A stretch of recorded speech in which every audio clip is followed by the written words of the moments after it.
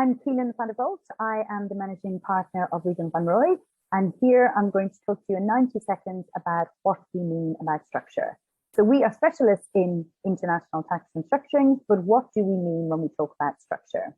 Well, a structure when it comes to business is essentially just what corporate entities you have. So we look at what entities should be set up where, so in what jurisdictions, and how should they be held. So that's essentially what we mean by structure. But the other parts that are equally important are the transactional structure. So what transactions should happen where and how, i.e. what each entity should do and what flows will go between the entities to customers and to ultimate shareholders. That's the second part. So first we have the corporate structure, what entities are set up where and how they're held. The second is the transactional structure. So basically what the entities do and how they interact with each other, which shows all the transactions between the entities and relevant stakeholders.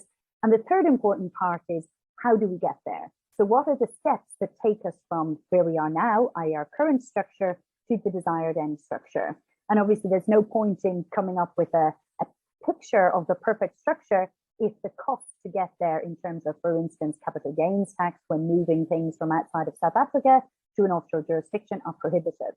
So we look at one, the corporate structure, what entities should be set up where and how held. Two, the transactional structure, how each of the entities should transact with each other and with key stakeholders. And three, the step structure. So how do we get from where we are now to where we want to be? I hope that makes sense. If you have any structuring questions, please contact us.